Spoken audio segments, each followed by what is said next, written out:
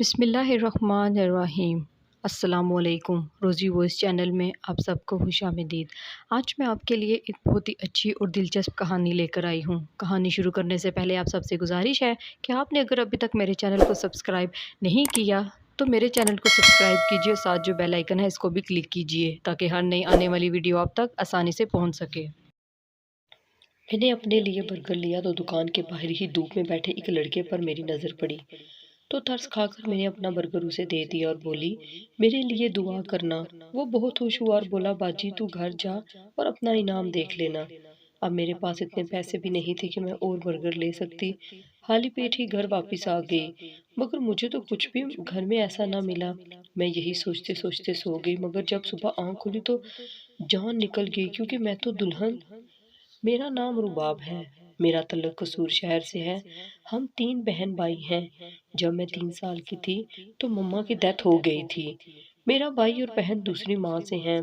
मम्मा की वफात के 6 माह बाद ही दादी ने पापा की दूसरी शादी कर दी कि इतनी छोटी बच्ची को कौन संभालेगा, इसलिए शादी कर लो, तुम्हें बीवी मिल जाएगी और बच्ची को माँ। मैं ज्यादा वक्त दादी के पास ही रहती थी। यूँ कहना भी गलत ना होगा कि दादी जब तक जिंदा थी मुझे माँ बनकर पाला। मेरे पापा की कपड़े की दुकान थी और जिससे पापा ने शादी की थी वो मेरे पापा की कज़न भी थी। वो पहले भी पापा से शादी करना चाहती थी। वो लोग काफ़ी गरीब थे, पर दादी ने वहाँ शादी ना की क्योंकि वो अपनी बहन की बेटी लाना चाहती थी और दादी का ये फैसला काफ़ी हद तक दुरुस्त भी था। मेरी माँ के अखलाक पूरे खानदान में मेरी माँ के अखलाक के पूरे खानदान में चर्चे थे और जो अब दादी ब्याह कर लाई वो दादा अब्बू की भतीजी थी। पापा के माँ मम्मा के गम से ना निकल सके। कमरे में बंद रहते, दिल करता तो मुझे उठा लेते, प्यार करते। अब वो बीमार भी रहते, हर वक्त किसी सोच में डूबे रहते। दादी ने शादी पर फोर्स किया तो सादगी से निकाह करके पापा मेरी दूसरी माँ को ले आए। अब जब से पापा की शादी हुई थी वो कुछ दिन क्या हमेशा के लिए मुझे भूल गए।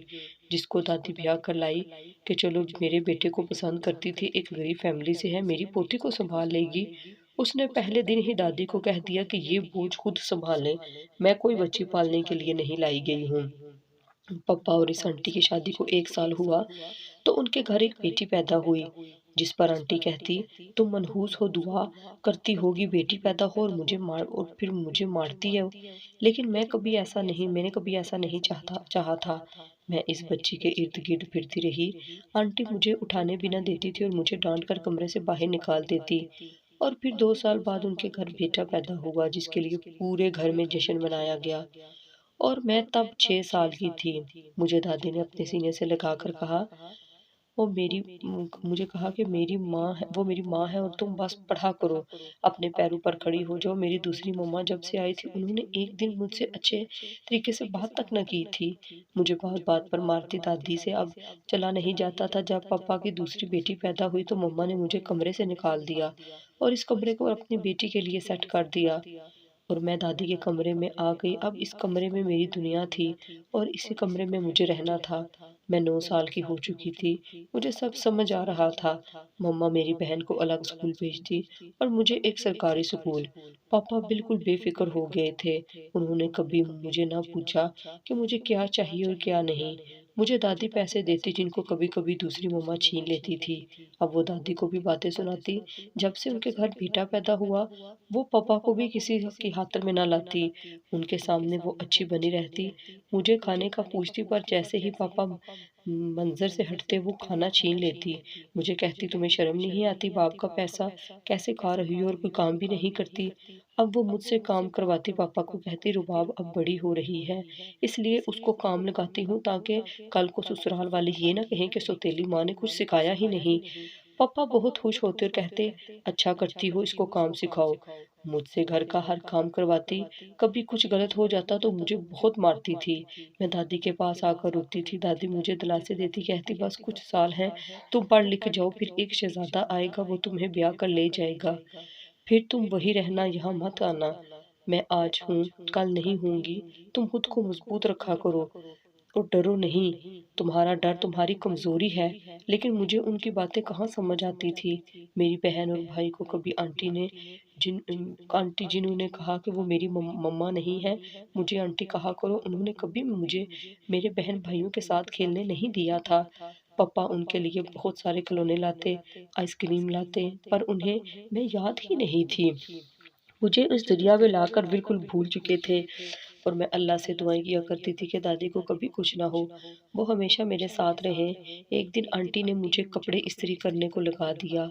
मुझसे भाई की शर्ट जल गई। मैं तब 16 साल की थी। आंटी ने रहम ना खाया और वो इस्त्री मेरे हाथ पर लगा दी। मैं चीख मारी दादी के पास भागी। मुझे इस औरत से छुड़वा दादी भागती और मुझे इस औरत से छुड़वाया और दादी को भी धक्का दे दिया। दादी दीवार में लग जा गिरी और उनको पहले ही घुटनों का मसला था। मैं अपनी तकलीफ भूलकर दादी की तरफ भागी और उनको सहारा देकर कमरे में ले आई। उनको बेड पर लटाया और उनकी टांगें दबाने लगी। मैं इस वक्त शदीद तकलीफ में थी। दादी ने कहा, हाथ पर लगाओ कुछ। मुझसे उठा नहीं जा रहा। मैं हिचकियों से रो रही थी। आज फैसला कर लिया था कि सब बताऊंगी पापा को। शाम में मुझे तेज बुखार हो गया। दादी ठंडे पानी की पट्टियां करती रही। पापा को 2 बार बुलाया दादी ने, लेकिन उनकी बीवी आने ही नहीं दे रही थी। मुझे अपने बाप से भी नफरत होने लगी थी। मुझे हर किसी से नफरत होने लगी थी, पर दादी ने कहा कि नफरत कमजोर लोग करते हैं, बहादुर और मजबूत लोग तो नफरत के बदले मोहब्बत देते हैं। मुझे दादी की ये बात समझ में नहीं आती थी। मैं रोते रोते सो चुकी थी। सुबह मेरी आंख अपनी छोटी बहन के हिलाने पर खुली। वो मेरे मुंह पर थप्पड़ मार रही थी, लेकिन मुझे होश नहीं था। मेरा बुखार कम ना हुआ। फिर पता नहीं कैसे एक डॉक्टर को बुलाया गया। मेरा चेकअप किया और मुझे बेड रेस्ट बताया। कुछ दुआएं लिख कर दी, जिनको दादी ने चौकीदार के हाथों मंगवा लिया। दादी खुद कैसे तैसे करके मेरे लिए खाने को कुछ लाई। पापा भूल चुके थे कि उनकी बेटी भी है जो उनकी चहेती बीवी से है। मैं हर रोज मम्मा की तस्वीर से बातें करती। मुझे आज दूसरा दिन था तो मेरी छोटी बहन ने आकर अपने कपड़ों का ढेर मेरे बेड पर मारा और कहा, ये रात तक इस्त्री हो जाने चाहिए। मैंने कहा, अभी बुखार कम नहीं हुआ, जैसे मैं ठीक हुई तो कर दूंगी। उसने बड़े होने का भी लिहाज न किया और मुझे बालू से पकड़कर कहा, आज का मतलब आज रात तक इस्त्री हो जाने चाहिए, वरना मम्मा को बताती हूँ तुम्हारे काम कि तुम कमचोर हो गई हो, और कहकर चली गई। मैं कितनी देर अपना जला हुआ हाथ देखती रही। असल तकलीफ तो मेरे अंदर थी, जिसकी वजह से मेरे आंसू ही नहीं रुक रहे थे। जैसे भी करके कपड़े प्रेस किए और बहन के कमरे में रखाई। वो उस वक्त कहीं जाने को तैयार हो रही थी। उसकी दोस्त की सालगिरह थी। मैंने कमरे को गौर से देखा जो कभी मेरा था। अभी देख ही रही थी कि बहन ने मुझे कहा, नजर लगाओगी क्या, गवार कहीं की, अंदर से निकलो यहाँ से, अंदर से। औलाद माँ बाप को देखकर ही सीखती है, और मेरी छोटी बहन भी अपनी माँ जैसी थी। मेरा भाई छोटा था, कभी कभी आ जाता जब काम होता मुझसे। एक दिन खाना बना रही थी, पापा आगे, मैं उनसे मिली और मेरी बहन भागती हुई पापा के सीने से लग गई। पापा इसका माथा चूम रहे थे। मैं किचन के दरवाजे में खड़ी रह गई। मेरी आंखों में आंसू थे, जिनको छुपाकर दोबारा खाना बनाने लगी। मैं सुबह स्कूल जाती, बल्कि अब स्कूल भी भेजती मुझे आंटी। जैसे घर आती खाना बनाने लगा देती। अपनी बेटी को कभी पानी का गिलास लाने को भी नहीं कहा। जो काम होता मुझे आवाज देती, चाहे आधी रात को ही क्यों ना काम हो। एक बार छोटी बहन ने कहा कि उसे नूडल्स खाने हैं। मेरा हाथ अभी तक ठीक नहीं हुआ था। वो मेरे पास आई। दादी मेरे बाल बना रही थी। मेरे बाल बहुत घने और स्याह थे। उसने नूडल्स बनाने का कहा। मैंने इनकार कर दिया कि अभी किचन से आई हूँ और मेरा हाथ ज्यादा खराब हो चुका है। वो तब चली गई। जब सुबह आँख खुली तो मेरे बाल उसने कैंची से काट दिए थे। रात वो किस वक्त कमरे में आई कुछ खबर ना हुई। दादी भी दवाइयाँ लेकर सो रही थी और वो मेरे बाल काट कर चली गई। मैं इस दिन जी भर कर रोई। मेरे बाल मेरे मम्मा जैसे थे, उसने काट दिए, और दादी मुझे चुप करवा रही थी। आज सोच लिया था जो भी हो जाए पापा को बताऊंगी। जैसे पापा घर आए मैं उनके लिए चाय लेकर गई। उन्होंने हाथ देख लिया मेरा जला हुआ और जख्म खराब भी हो चुका था, पर पूछा नहीं। जब मेरी आंखों से मेरी तकलीफ नहीं समझ सकते तो मेरे बताने का क्या फायदा। एक बाप अपनी सगी औलाद से इतना बेहिस हो जाएगा, मैं सोच भी नहीं सकती थी। मैं क्या पढ़ रही हूँ, कौन से स्कूल जाती हूँ, छुट्टी की तो क्यों की, मुझे कुछ चाहिए तो नहीं। मुझे कभी जेब खर्च तक नहीं दिए बाप ने। और मेरे अंदर एक जंग छिड़ चुकी थी। कभी कभी दिल करता था कि मर जाऊं। मेरी तकलीफ बढ़ती जा रही थी। मेरी सुनने वाली बस मेरी दादी थी। शायद मेरा रब भी मुझसे नाराज हो गया। मेरी जिंदगी के 19 साल रोते गुजर गए, और इस दौरान मेरे बाप को मेरी याद ही नहीं कि उनकी भी कोई बेटी थी। मेरी छोटी बहन अब मेरे बराबर की हो गई थी। रोज कोई नया लिबास पहनती, तैयार होकर निकल जाती। शाम को एक लड़का छोड़ने आता, जिससे गेट पर खड़ी कितनी देर बातें करती। आंटी पूछती तो कहती मेरा क्लास फेलो है, मेरी दोस्त का भाई है, मुझे छोड़ने आया है। और इसकी मम्मा कहती हाथ डालना है तो अच्छी जगह डालना, जैसे मैंने डाला था। हालांकि पापा की अपनी दुकान थी, चल भी अच्छी खासी रही थी, उनको कभी कोई कमी नहीं छोड़ी थी। फिर भी इन माँ बेटी का पेट नहीं भरता था। मैं एक चुपचाप सादा सी लड़की थी। मुझे अब तकलीफ, दर्द, ये सब की आदी हो चुकी थी। मेरी आंटी से मेरी खूबसूरती बर्दाश्त नहीं होती थी। कई बार मुझे नुकसान पहुंचाने की कोशिश की, पर अल्लाह मुझे हमेशा बचा लेता था। दादी अब हॉस्पिटल एडमिट हो चुकी थी। मैं दिन रात दुआएं मांग रही थी, पर मेरी किस्मत मेरे साथ धोखा कर गई और दादी मुझे छोड़कर दुनिया से चली गई। मैं उस दिन दहाड़े मार मार कर रोई, क्योंकि मेरी माँ की आज मौत हुई थी। लोगों के सामने मेरी दूसरी माँ मुझे दिलासे देती कि मैं हूं ना तुम्हारी माँ। सब अच्छा समझते थे उन्हें। पापा भी चुप कर जाओ, तुम्हारी माँ भी जिंदा है। लेकिन सच कौन जानता था कि मेरी तकलीफ कौन समझता। और दादी की वफात को 2 माह गुजर गए और मैं दादी के कमरे तक ही महदूद होकर रह गई थी। दूसरी मम्मा को जो थोड़ा बहुत लिहाज था वो भी नहीं रहा था। मुझसे थोड़ा सा भी काम ऊपर नीचे हो जाता तो मुझे खाना न देती, मेरे आगे से खाना उठा लेती। मैं कमरे में आकर दादी से गिले शिकवे करती कि कैसे आप मुझे इस बुरी दुनिया में अकेला छोड़ गई हैं, मुझे साथ क्यों नहीं लेकर गई। अब हर रोज अकेले कमरे में अकेली रोती, कभी दादी की चीजें देखती, कभी उनका चश्मा उठाकर चूमती, उनके कपड़ों को सेट कर लिया और खुद पहनने लगी। दादी ने कुछ जेवर रखा था मेरे लिए, मैंने उसको छुपा दिया था, क्योंकि दादी ने कहा था ये मेरा है और तुम्हारी माँ को दिया था। लेकिन एक दिन तुम्हारी सौतेली माँ को पता चल जाता तो उसने नहीं, जेवर को नहीं छोड़ना था, इसीलिए वो मुझे थमा गई, तुम इसे संभाल कर रखना और किसी को मत देना। मैंने संभाल लिया था, क्योंकि मुझे पता था कि मेरे कमरे की तलाशी ली जाएगी। और दादी के मरते ही दूसरे दिन आंटी ने सारे कमरे की तलाशी ली और कहा बूढ़ी औरत कुछ भी नहीं छोड़ के गई। मैंने तो सुना था कि तुम्हारी माँ का जेवर तुम्हारी दादी के पास है। तो मैंने कहा वो तो पापा ने बेच लिया था अपनी दुकान के लिए। वो मुझे घूरती हुई चली गई, शायद उनको यकीन आ गया था। एक दिन मेरा छोटा भाई जो मेरी दूसरी माँ से था, वो नशे में घर आया। मम्मा ने जल्दी से उसको कमरे में भेजा कि तुम्हारा बाप घर पर है, देख न ले, तुम्हें छोड़ेगा नहीं। और अब घर से कभी कोई चीज चोरी होती तो कभी कोई कोई चीज, और कभी के पैसे भी चोरी हो जाते और जिसका इल्जाम सिर्फ मुझ पर लगाया जाता और मुझे मारा जाता। एक दिन आंटी ने मुझे भाई के बेल्ट के साथ मारा और मुझे खाना तक नहीं दिया, कमरे में बंद कर दिया। मैं 2 दिन कमरे में रही, नल का पानी पीती रही। और एक दिन भाई ने कमरा खोला, इसलिए नहीं कि बहन की फिक्र सताई थी, बल्कि मुझसे पैसे मांगने। जब मैंने कहा मुझे तो कभी आज तक पैसे नहीं दिए पापा ने, तो मुझे झूठी मकार कहता हुआ कमरे से चला गया। और मैं भाग कर निकली कमरे से, किचन में जाकर फ्रिज से खाना निकाल कर खा लिया। उस दिन शुक्र है कि आंटी अपने भाई के घर थी और मेरी बहन अपने कमरे में। खाना खाकर बर्तन धोकर रख दिए और सब वैसे कर दिए जैसे किचन में कोई गया ही ना हो। अगले दिन मुझे कमरे से बाहर आने को कहा। मेरी दूसरी मम्मा अपने शराबी भतीजे से मेरा रिश्ता तय कर आई थी। वो एक बच्चे का बाप था। जब बाप ने बात की तो मम्मा ने कहा आपकी बेटी की पसंद है, और क्या हुआ, एक बच्चा उसका है, तो मैं भी तो एक बच्चे के बाप से शादी की थी ना। इस बच्ची को अपनी बेटी समझा था। आज इसकी खुशी की खातिर सब कर रही हूँ। वो इमरान को पसंद करती है। तब वो पान खाता हुआ इमरान, जिसको आज मैं दूसरी बार देख रही थी, जिससे आज तक मैंने मुंह नहीं लगाया था, वो कह रहा था डरो मत रुबाब, मैं सब संभाल लूंगा। तुम बताओ ना अंकल को कि हम कई सालों से एक दूसरे को पसंद करते हैं। देखो कैसे तुम्हारी मम्मा ने तुम्हारे पापा को मना लिया, क्यों आप खुश हो ना। पापा ये सब सुनकर मुझे घूरते हुए चले गए। एक बार भी नहीं कहा मैं ये सब अपनी बेटी के मुंह से सुनना चाहता हूँ। आंटी ने मुझे बालों से पकड़ा और कहा ध्यान से मेरी बात सुनो, मैंने तुम्हारी शादी अपने भतीजे से करनी है, अच्छे से दिमाग में बिठा लो और जाकर शादी की तैयारी करो। मैं वहां से आ गई और मेरे पास 2 हाल थे, या मैं मर जाऊं या इस घर से भाग जाऊं। पर पापा का ख्याल आ गया कि उनकी बेटी ऐसा नहीं कर सकती। मुझे मैट्रिक के बाद पढ़ने ना दिया गया था, घर के कामों में रखा। पापा अपने बच्चों को साथ लेकर जाते, मुझे कभी नहीं कहा। और आज आंटी ने कहा कि मैं इमरान को पसंद करती हूँ, तो पापा ने मुझसे एक बार भी नहीं पूछा, उल्टा मुझे शर्म दिलाकर चले गए।